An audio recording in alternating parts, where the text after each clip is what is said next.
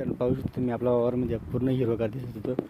मित्रांनो असं हिरवगार दिसत होतं. तर आपण त्याच्यात खूप मेहनत केल्यानंतर त्याच्यातलं जे मशागत खूप केली आपण त्याच्यात खूप काही आपण मेहनत केली.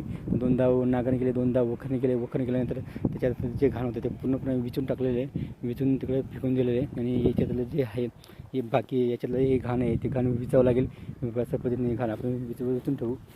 विचून असं फेकावं लागेल तेव्हा ते वावर या वावरासारखं असं पाऊस देखील तेव्हा याच्यात पण घाण विचावं लागेल.